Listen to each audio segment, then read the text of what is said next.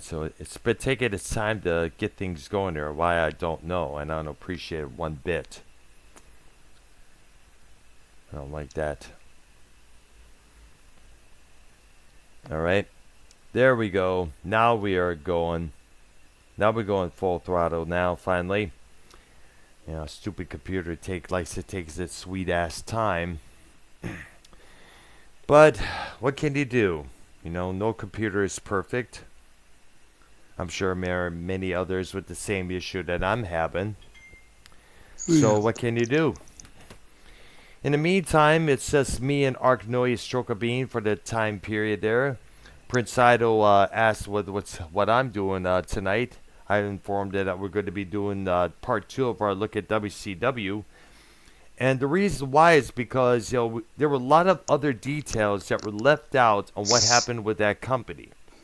So I figure we do a second look at that company and of course talk about what the heck happened.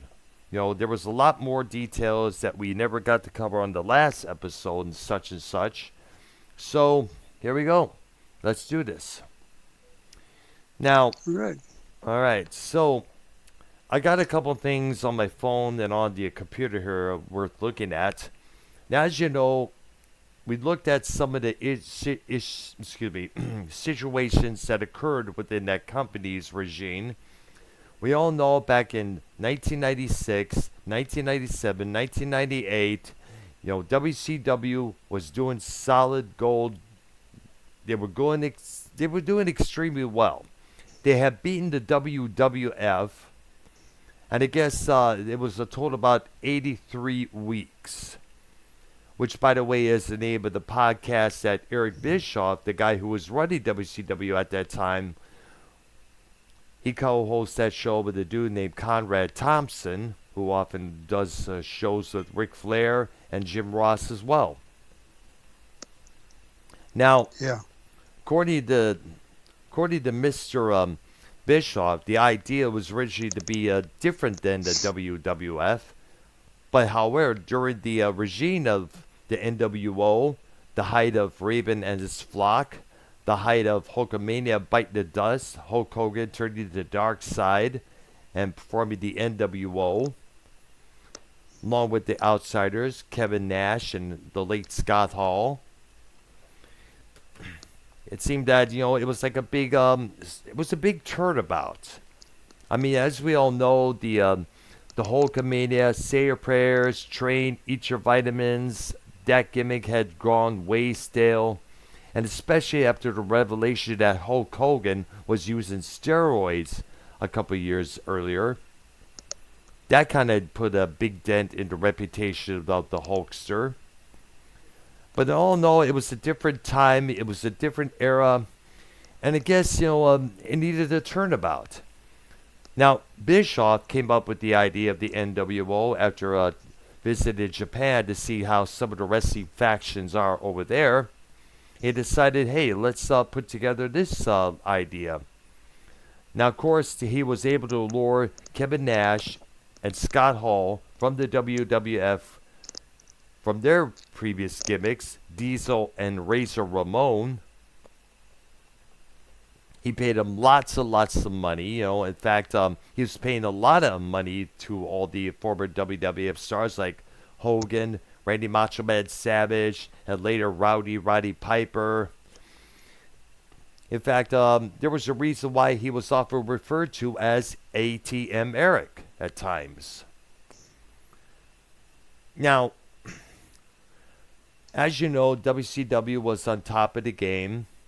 The WWF had to come up with something a lot more powerful to combat them, thus beginning the Monday Night Wars.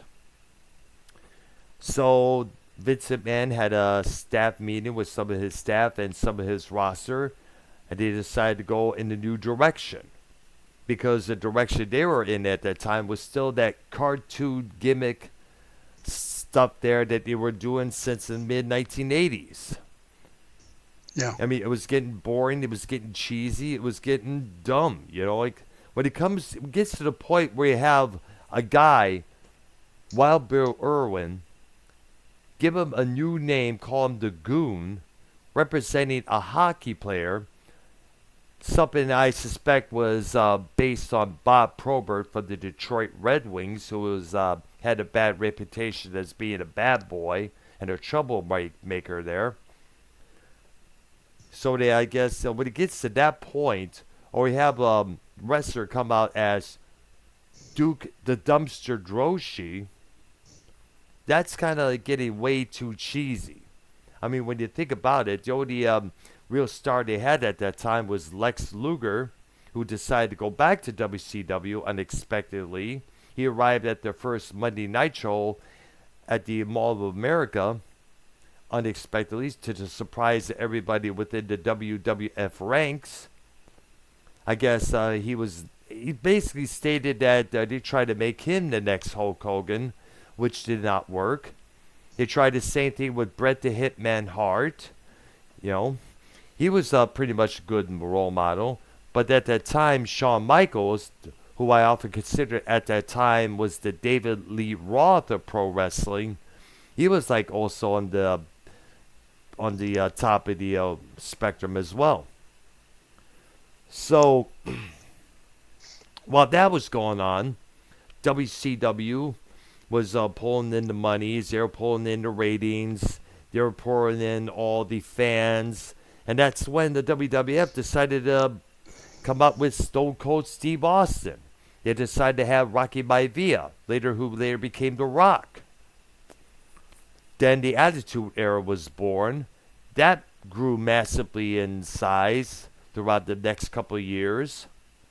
That was hugely successful until Vince Russo, the head WWF writer, decided to leave with his partner Ed Ferreira over a situation that could have been easily resolved. But however, in the eyes of Vince McMahon, it doesn't work like that. He basically wanted some time off to spend with his family because they were missing him. He was missing them. Vince turned to Russo and said, "You make enough money now. Why don't you just get a nanny?" And that offended Russo because, he is Italian. And to all Italians, family is everything, And just to say this heartless, cold way of saying, "Oh, just get a nanny." It's like, I'm sorry, that doesn't fly with Russo. And that pissed him off, so he and Ed Ferreira, his co-writer, decided to depart to the rival company, WCW. Now, Bischoff was already let go at that time because he was basically becoming a bully. And the thing was, he was not aware that Ted Turner, who always had Bischoff's back, had left the company. Now, later on, there was a merger between Time Warner and I guess AOL. That occurred around 2000. And apparently that was that may have been the start of the end of WCW, because AOL basically decided, we don't want nothing to do with wrestling. It's kids stuff. It's child stuff there. We're a multi-big company, We don't need this wrestling company to sponsor. We don't need this. Along with all that, the many poorly received storylines, the increasing popularity of the Attitude Era, and the many restrictions from Time Warner, basically, it led to WCW going under bad, real bad. It got to the point where even Russo, who was basically running the company twice in a row, after Bischoff decided to part again, because him and Russo behind the scenes were not getting along so well. I guess, the downfall really took place between January and September of 1999. And this was after the famous Finger Poke of Doom that occurred on what I guess it was the Monday Night Show. It was supposed to have been Hulk Hogan versus Kevin Nash for the world title, which Nash was at that time the world champion. It was supposed to have been Hulk Hogan and Goldberg, but Goldberg apparently got pulled into a police station accused of stalking Miss Elizabeth, the former wife of Macho Man Randy Savage. That turned out to be all fake to distract Goldberg from doing his match against Hogan. Kevin Nash decides to step in Goldberg's place. And we all know what happened then when the bell rang. Hogan pokes Nash with his finger. Nash falls to the ground. Hogan pins him. And next you know, everybody's celebrating and partying. It's like the NWO had just came back together. Both factions, NWO Hollywood, NWO Wolfpack, they decided to merge back into one, like originally it was supposed to. So, apparently, people were pissed off at that. Very pissed off. And let's not forget what Eric Bischoff mistakenly did on the episode of Monday Nitro. Now, Bischoff got the word of what was going to go on because the Monday Night show that he was referred to was taped prior to that Monday night. Right. He made let's also not forget, he made a lot of dog and ass statements against the WWF. He called it the World Whiny Federation. He challenged Vince McMahon to a matchup during one segment, which lasted only an hour. And of course, basically he took a lot of shots at McMahon there. Now, Russo, when he got into the company, he took a lot of shots at McMahon himself. He even had his boy Ed Ferreira mock JR, Jim Ross, even make fun of the Bell's palsy that Ross has. That did not go over too well with many wrestling fans just as well. They even had Kevin Nash made up as Vince McMahon at one point, mocking the audience and such. And then, of course, later on, Russo and Bischoff had the New Blood faction, which I guess was supposed to rival Vince McMahon's corporation. Yeah, they started doing a lot of copying. Exactly. They even had the botched wrestlers. I remember you came up with this guy, Glacier from the Antarctic somewhere, coming out looking like some Mortal Kombat character with some sort of an icy feel to it, I guess. That didn't work so well there. And one of the Rhodes boys coming out as 7 or something like that. Oh, really? 7? Oh, my gosh, yes. Dustin Rhodes. He came into the company as 7. So like a psycho, somewhat killer, afraid, some sort of a nightmarish figure. And then he revealed his true self. He used to be Goldust. Yeah. Yes. And that kind of was a big surprise. And then that's when we got the Harris brothers as standards and practices, the 2 bodyguards of the powers that be, which was a Vince Russo segment that he came up with after he came into the company. Now, Russo, give him his due, he did this with the WWF. Him and Ferrer was trying to get every single buddy in the roster, high card, mid card, lower card, notice. He wanted to gain popularity for everybody, like he did with the WWF. I mean, the Hardy Boys and their gal Lita, Team Extreme as they were known as. They were mid-carders, but they got lots of popularity amongst the fans on the arenas and in the TV sets, all the people watching. Right. Now, during this time, the Powers That Be segments, they were quite interesting, but it was kind of strange in a lot of ways. If we ever wanted a real soap opera, a psychotic soap opera, the Powers That Be segment, that era, was definitely fit that description pretty well. I mean, like here we had Kimberly Page, DDP's wife, striking David Flair, who was disgruntled, the son of Ric Flair, as you know. Right. Then out was blue, David becomes this psycho killer, carrying a crowbar, ready to strike down DDP's wife. At one point, Bam Bam Bigelow comes out to stop David Flair and ends up getting a tire iron whacked across his head. Now, one of the almost oddest things they had was Hacksaw Jim Duggan, demoted as to a janitor, and as all seen, all eye for the powers that be. He was basically like a slave to them. And he also was able to get Kurt Hennig to join in with the ranks as well, the powers that be, just as well. And he had supposedly retired from wrestling, according to the storyline. He loses to a match against somebody there. And let's not also forget, I think I mentioned this little funny segment as well. They brought in Ernest the Cat Miller. Now this guy was a big mouth, that's for sure. There, he had that ego, that definitely he definitely had that wrestler all time, I'm the greatest type of ego. That definitely was a trip to check out. Later on, he'd be placed as the babyface commissioner of the company.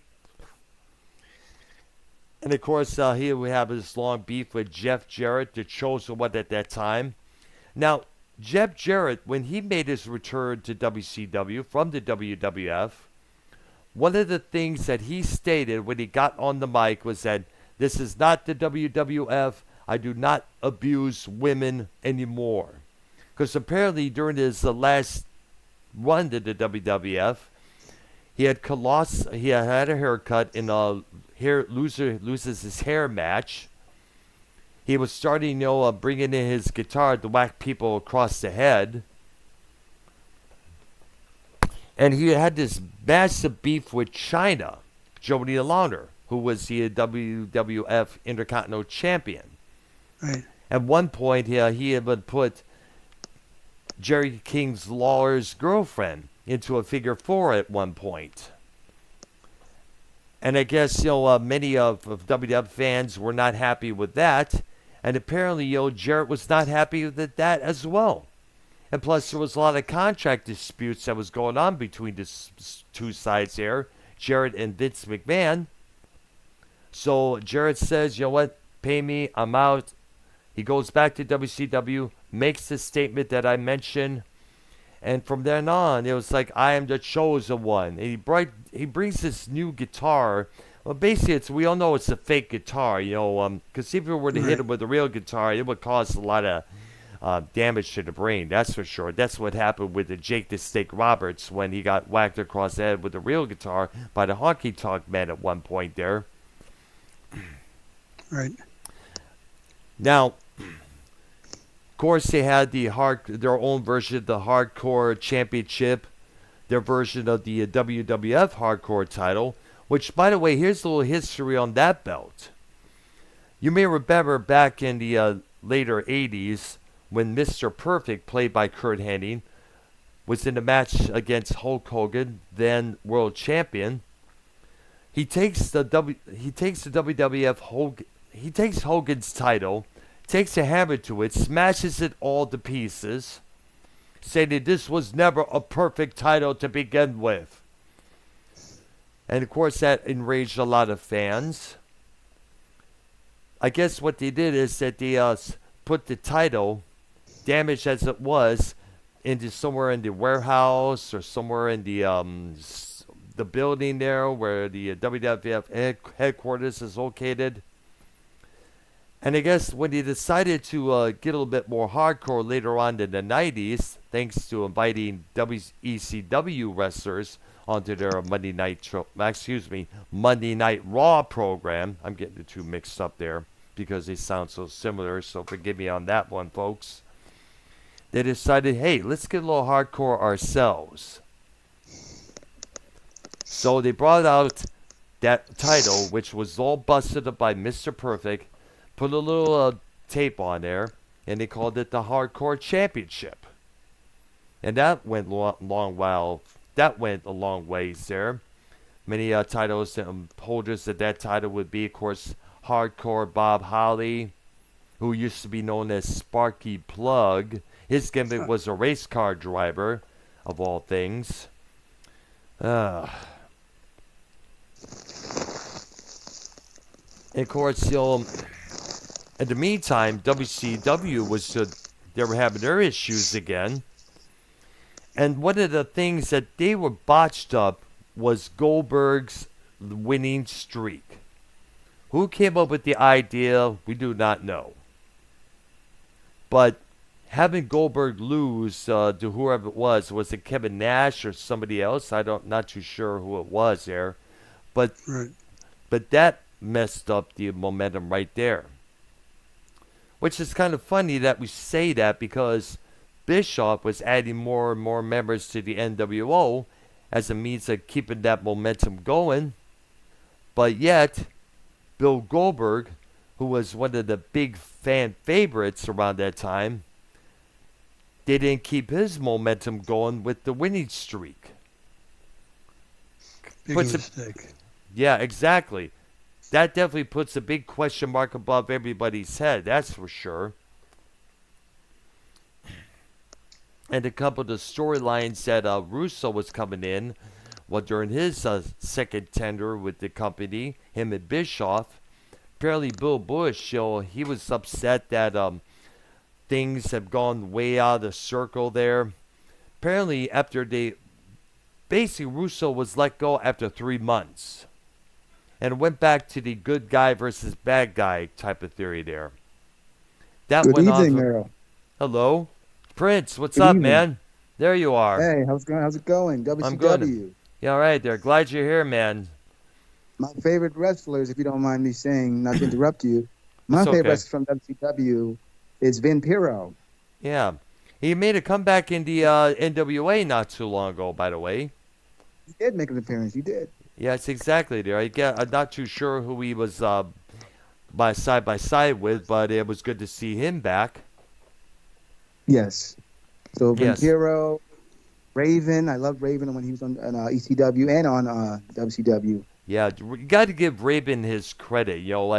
He had a pretty much a good gimmick going on. Him and his flock, kind of like one of those monster villain type of scenarios. Come down to the dark side with me.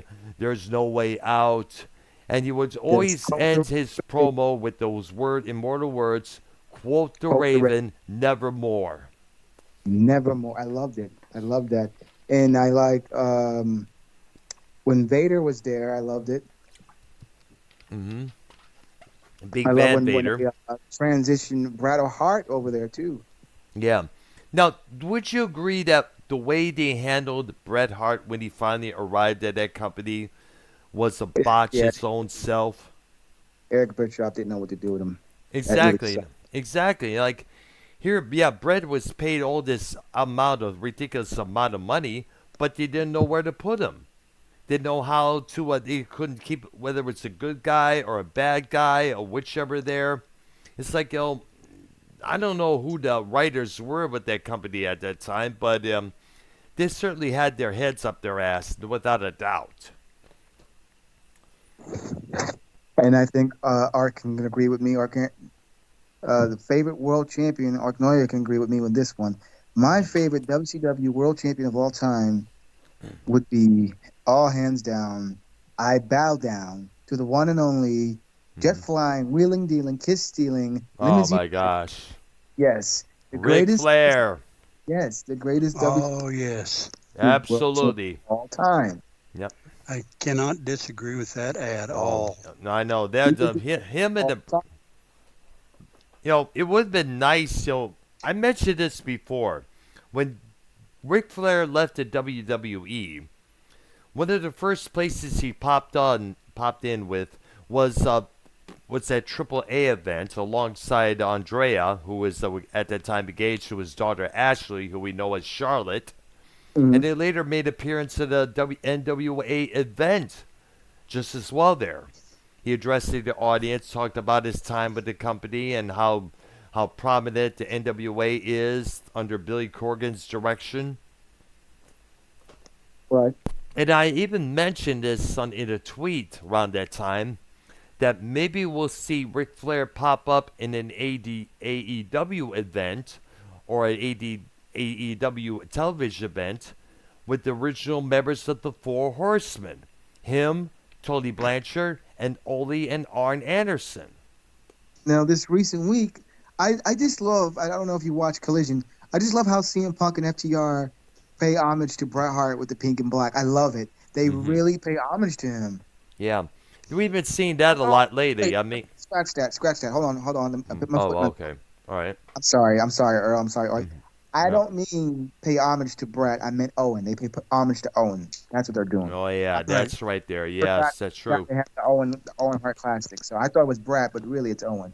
You know, we've been seeing a lot of homage paying as of late. I mean, like Liv Morgan cited John Cena as her main influence, and she admitted that she one time had a crush on him. So a lot of times she would copy Cena's "You can't see me" phrase there, with the hand in front of her face there, going back and forth.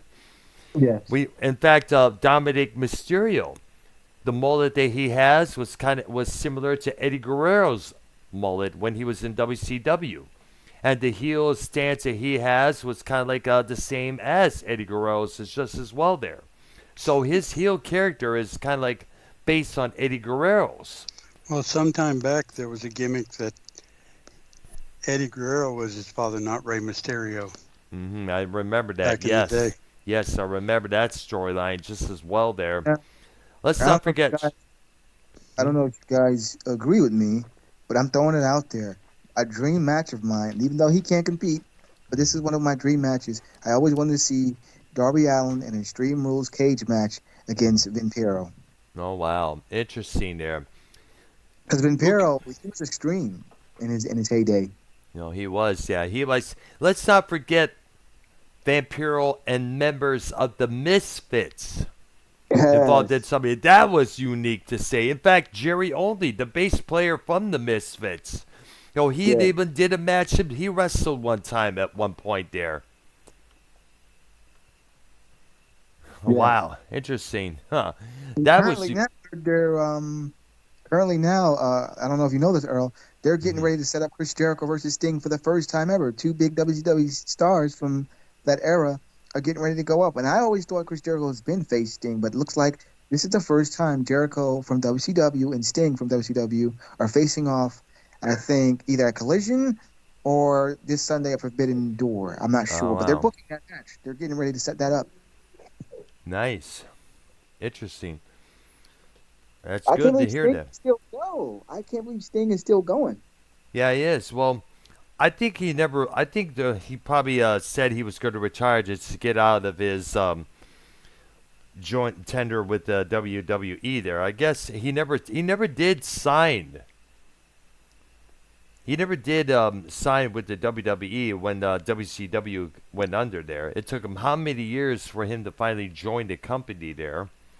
And I guess he was not really keen on the WWE for some reason there. He didn't trust Vince with his character because Vince wouldn't know what to do with that type of character. No way. Exactly. He already had a character like that with Undertaker. Exactly. You know what? There were a lot of people saying that maybe we should have seen Sting take on the Undertaker there. I'm glad that match didn't happen. I'm glad that match didn't happen. I'm going to tell you why I'm glad that match didn't happen. Because back then, Vince was in the chair. Vince was an Undertaker guy. Vince created Taker, but he did not create Sting. And I think if Taker and Sting would have went at it, Vince would have had Taker bury him because that's Mr. McMahon's prized possession, Undertaker. That's true there. It also fits to say that the Crow Sting was probably one of his best gimmicks yet. Because God knows how much that mimic gimmick was mocked many times and often imitated in the underground club scene. And you got to remember, it was kind of like a homage to Brandon Lee's portrayal of the Crow. And credit to the late Scott Hall for coming up with that idea. It was kind of like, have Sting betrayed by the WCW roster during a pay-per-view event. And then all of a sudden, he disappears for a while. And he emerges wearing all black, crow makeup, silent most of the time, going after the NWO and Hollywood Hogan. but yet he also wanted to teach some of the WCW roster a lesson for not teach him for betraying him, teach him a lesson there. So that gimmick would last for how many years? Of course, later on he would join the NWO Wolfpack, which was the babyface faction of that company, taking on the heel faction NWO Hollywood. And of course, during that time, his face was, instead of white and black, it was red and black, which was the NWO Wolfpack colors. And I can tell you how much popular the Wolfpack was at that time, around 1998. So, damn. So, what do you think messed up the company? What do you think?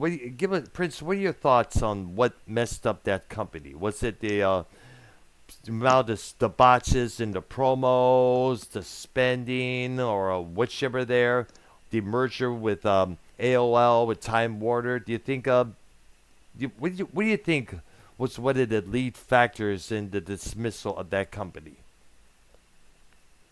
Is he here? Prince, you there? Don't tell me we lost him, did we? Prince, he's on mute. I'm still here. Okay, so I was going to ask, what do you think caused that company to close its doors forever? What caused that company to be purchased by Vince McMahon for the low amount that he paid for? What do you think it was? Vince Russo. It was Vince Russo. Vince Russo's ratings. No, wait a minute. Hold on a second. Let me dispute that for a second there. Many people who worked in WCW said Russo was not responsible for the company. Now, keep in mind, there was also a merger between AOL and Time Warner. AOL didn't want nothing to do with pro wrestling altogether. And I guess the amount of money that company lost in 2000 also was a big factor as well. But then again, let's not forget, as I mentioned, ATM Eric Bischoff paying all this amount of money to all the ex-WWF superstars like Savage, Piper, Hogan, everybody else within that company. At one point, they even paid thousands of dollars to former members of the Hart Foundation, Jim the Anvil Neidhart, and the British Bulldog, Davey Boy Smith. They was in that company for a short while there. Yes, he was. Yes, he was. Now, I remember they putting Ultimate. I don't know why, but I think wasn't it Ultimate Warrior? I think I don't know if it was a fake Ultimate Warrior, but I think the Ultimate Warrior did cross over there at one point. Well, actually, they had this one wrestler. His name was the Renegade. He was supposed to be a copy of the Ultimate Warrior. That's what it was. Yes, that's what it was. That was prior. That was a couple of years prior to the NWO merging. And during the NWO merging, they was able to get the real Ultimate Warrior, now known as the Warrior at that time. So they brought in Jim Hellwig. And during this one pay-per-view match, when he was supposed to have that one match after that WrestleMania match years ago, that was like one of the heights of the WWF. Two big, well-known, respected baby faces going against each other. Warrior would eventually win the world title and become a big star within that company. And then they tried to repeat that same magic, but there was too many issues with that. Let's put it this way. Warrior comes out to his theme music. He's all geeked up to go. This is where the pyrotechnics be going on before he runs to the ring. It was not until after he runs to the ring that's when the pyrotechnics start. So whoever was supposed to push the plug on the pyrotechnics probably messed up. Oh, here's another product botch. There was supposed to have been some fake blood spilled upon Kevin Nash inside of the squared circle. And this was during the New Blood segment. The blood missed Kevin Nash by many inches. And the same thing happened on the runway towards the wrestling ring. So somebody was not doing something right. Well, then you had the Shockmaster. Oh, gosh. Oh, dude. Prince, have you ever saw the Shockmaster and how he supposedly made his entrance? You ever saw that, man? Oh, dude. That was probably one of the all-time Was great... that the guy with the helmet who fell into the wall or something like that? Yeah, Yeah. he broke into the wall and he tripped and he fell down. It's like, it turns out it was the guy who played Typhoon in the WWF. That was weird. That was weird. It was probably one of the biggest botches of all time. Oh, we also cannot forget Booker T's promo when it gets Hulk Hogan. So, Hulk Hogan, we come from you, N-word.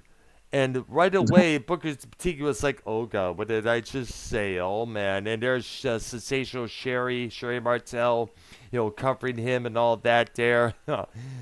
It's surprising. And that's probably one of the biggest botches out there next to the Shockmaster. Oh, man. And I guess to this day, Booker T still gets questioned about that.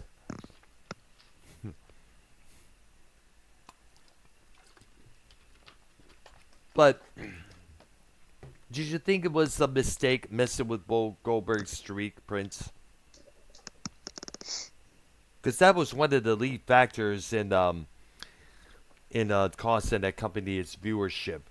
Oh, let's not forget this: the big mistake that was announced during the Monday Nitro taping. WWF Raw was taped prior to that event, and Eric Bischoff got wind that one of his former wrestlers, Mick Foley, wrestling as Mankind, wins the WWF World Championship. Bischoff gets wind of this, and as a strike against the WWF, saying that they're live when they actually aren't. Everything is taped. He mentioned that before. He announced he has Tony Schiavone make that announcement. We want to let you know that Mick Foley used to wrestle as Cactus Jack. He now wrestles under a new name. He has won the WWF World Championship.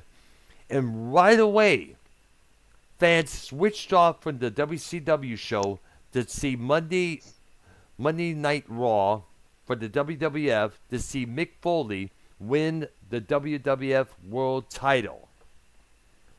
That was probably the biggest nod to the competition. They gave away the competition, which is something no rivaling company should do.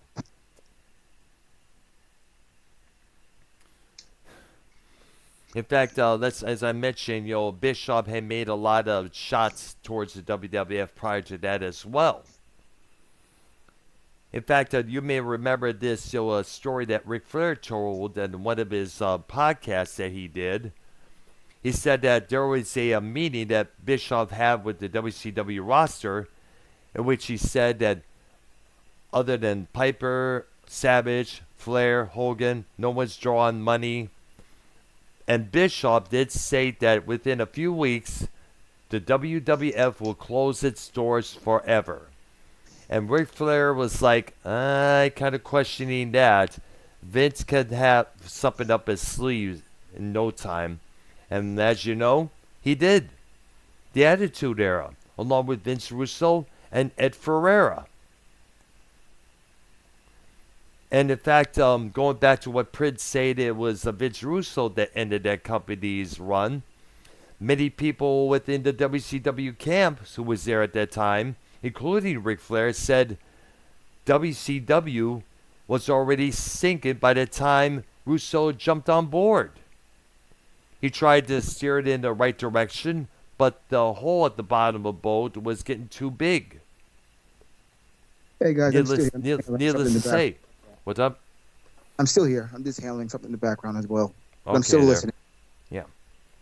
So, let's talk about the good things that emerged from WCW. The merchandise, the NWO everywhere, all the one of the things I used to see a lot of times at the Leland City Club, which is an underground club back in Detroit, was all the kids, wearing NWO shirts, dancing to Marilyn Manson.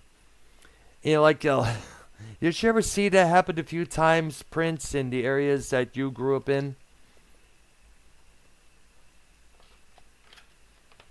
Prince, you there? Oh, gosh. I hate when he does this. I asked a question.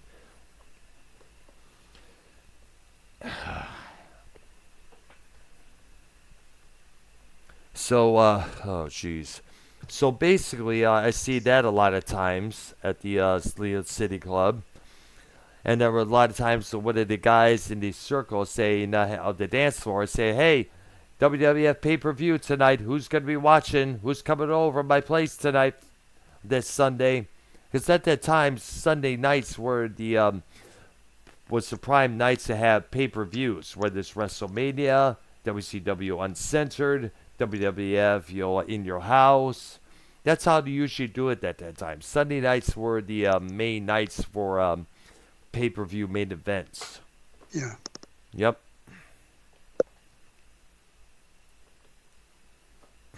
So that was about it, This is going to sound strange, but in my entire lifetime, I have never bought a pay-per-view nor seen one live. Yeah, I never did either. I usually hear about it on the shows afterwards. Like you hear about it on the Monday Night Show on Monday Night Raw after the event of what happened on that night. But I admit, there was this one station. I guess it may have been one of those PPV stations there. Now, we wasn't able to see the screen because it was all staticky, but Right. you were able to hear it, able to hear the sound of how the match was going along. And what's kind of funny is so right away we would know ahead of time before Monday Night Show or Monday Night Raw would announce it. Yep. Jeez. And also, that's what I got to bring up this scenario. Bret Hart's career ended thanks to Bill Goldberg. Now, that was what happened. That was unbelievably sad because Bret Hart, he could have been one of the best within that company. If not, it was the pitiful booking and what Bill Goldberg did to him. He was getting real heat as a heel during that company's tenure. He was like the heel he was in the WWF prior to leaving the company, prior to the Montreal Screwjob. Now, I'm going to an article courtesy of bnr.com here. I guess I'm not too sure what it's called. It's like br.com. And it says here, here it is. Behind the scenes, many wrestlers talked openly about how bad a worker Goldberg was, and how eventually his lack of skill in that ring would either end his career or the career of his opponent. And that's what happened with Bret Hart. During a title defense at the Starrcade pay-per-view, Goldberg hit Hart with a super kick that nearly took the headman's head off, giving Bret a career-ending concussion. Not only did it end Hart's career, but it was also the last hole in the sinking ship that was WCW.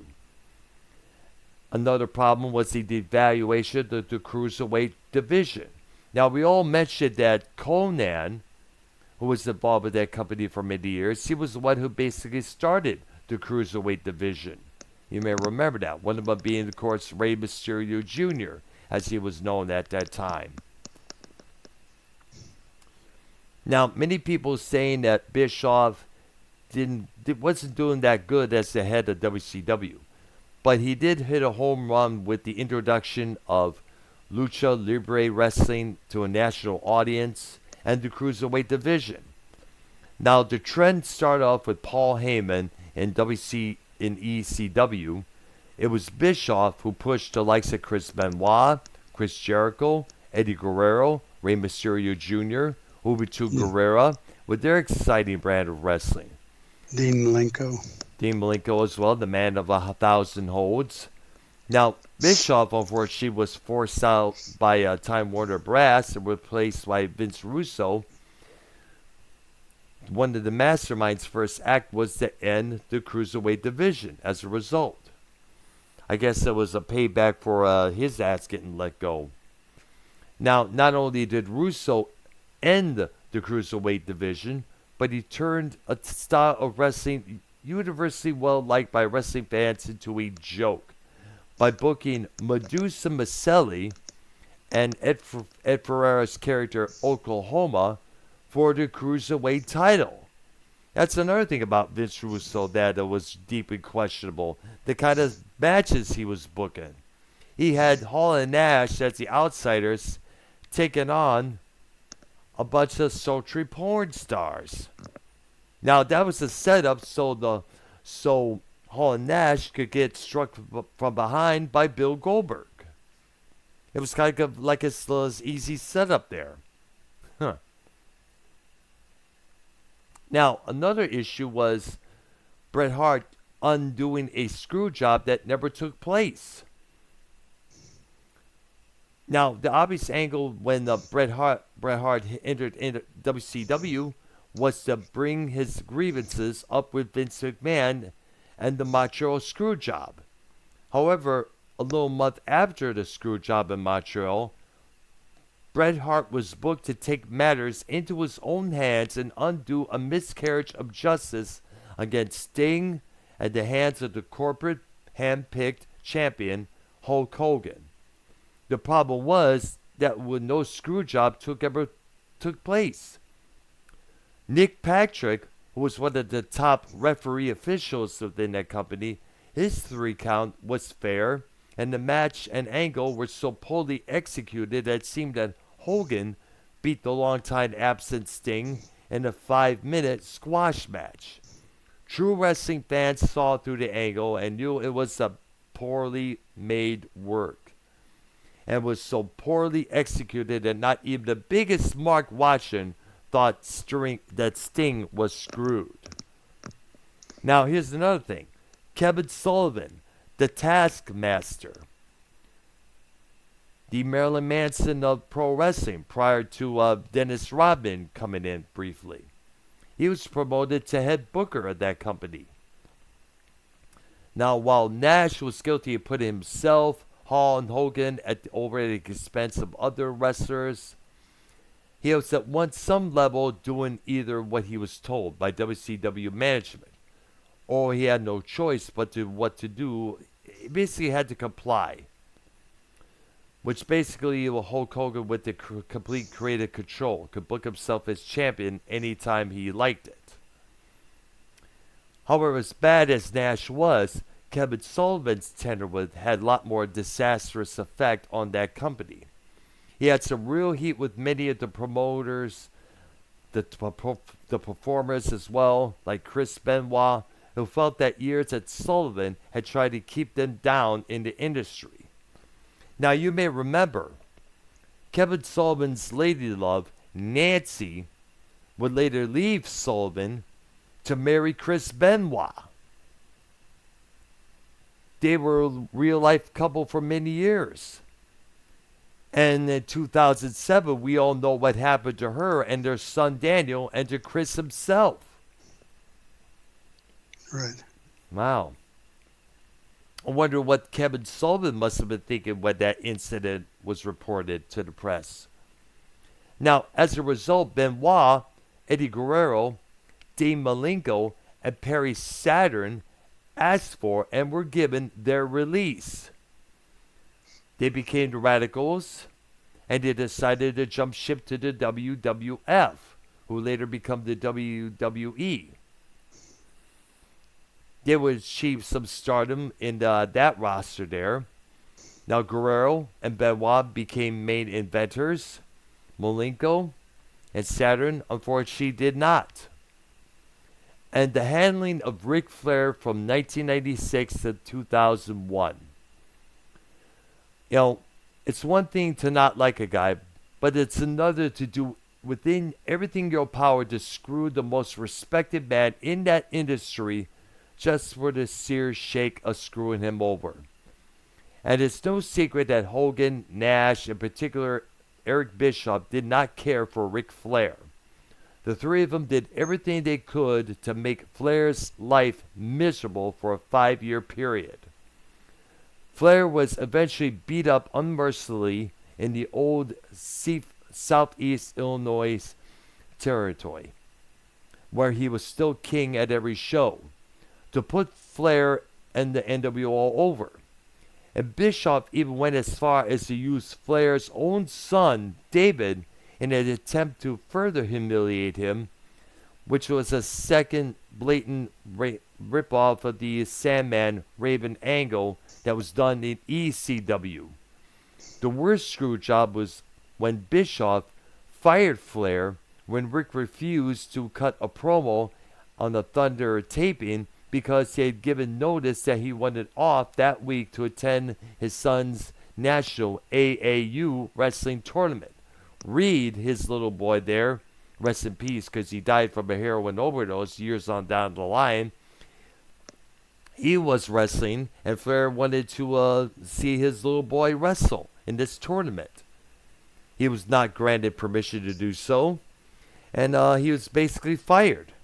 So Flair basically got screwed over by WCW management, and particularly by Eric Bischoff.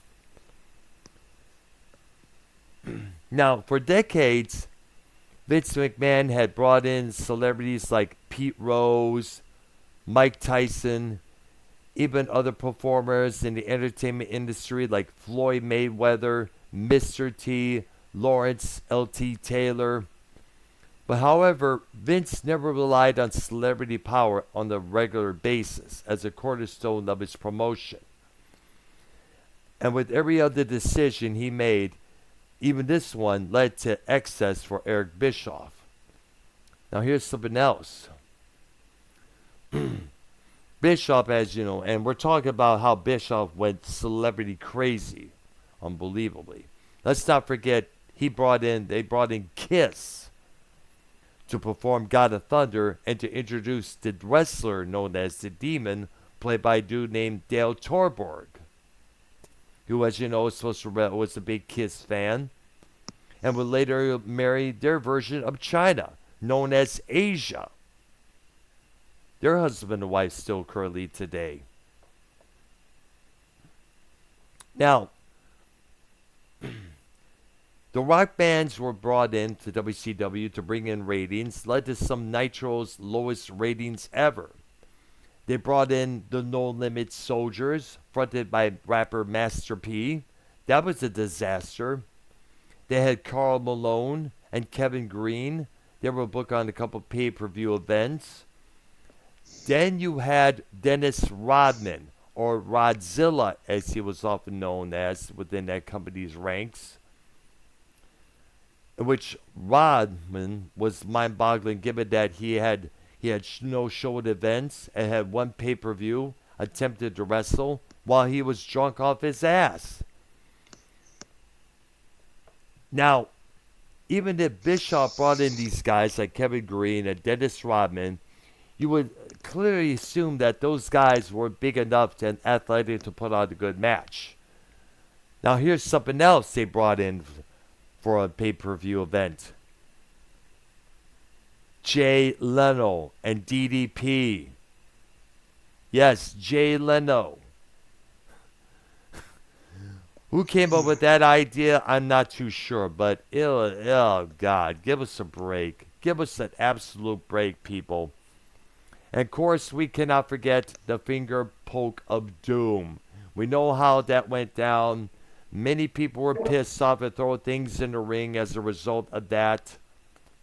Oh boy, oh boy. Vince Russo, he was, of course, he was a big contributor to that downfall of that company. The ideas he was coming up with, like a Buff Bagwell's Mob Judy, escalated somewhere above the ring. I mean, come on. There were a lot of kayfabe broken, no doubt about that. But probably the biggest insult would have to be their jab at Jim Ross in the form of a character known as Oklahoma, played by Russo's writing partner Ed Ferreira, mocking not only Ross's speaking style, but also his Bell's palsy.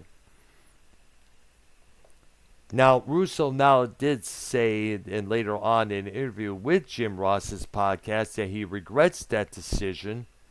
He wish he had never done it, but at the time he was pissed off at the WWF and Vince McMahon for the way, basically the way that we all know. Are you sure to know about this, Prince, or what happened? Oh, he's still muted. Continue. He was basically, as we stated, Russo wanted time off to be with his family. He was denied that in a comment like, "You make enough money, you should hire a nanny," which, of course, pissed off Russo. So he decided to leave the company for WCW. And because he did not respect his decision to respect family, Vince McMahon got, he basically got shit on by Russo. Needless to say. Now, some people may ask, well, why didn't Vince McMahon grant Russo his time off to be with his family? You got to keep in mind that McMahon's family works alongside with him, as well as travel with him. Shane McMahon was involved with the company. His wife Linda was also involved, and of course, daughter Stephanie was involved just as well. It was a family-run business at that time. So I guess, Vince McMahon, believes in work before family, obviously. So that's, of course, years later on, Bischoff and McMahon would make amends with one another. Of course, I'm straying up the thing here. Now, going back to the story, the ratings under Russo tanked in part because Russo never realized that the reason people watch professional wrestling is because, at some level, it's fake. Right. And he watched it as a form of entertainment to escape as well. But nobody wanted to see a blockbuster action flick only to have Will Smith or Matt Damon come out the screen and say, "Hey, that wasn't real, you idiot." And that's what Vince Russo did every week to wrestling fans. And that's why he got hated within the WCW ranks for many years. Bill Goldberg, he didn't appreciate what Russo was doing. At one point, there is an image of this, him walking by, getting a verbal disagreement with Russo, in which Goldberg says "F you" to Russo and walks away back into the dressing room. I told you it was Vince Russo. I told you that man was trouble. Yeah. And of course, probably one of the biggest reasons why the company went under like it did, David Arquette winning the world title.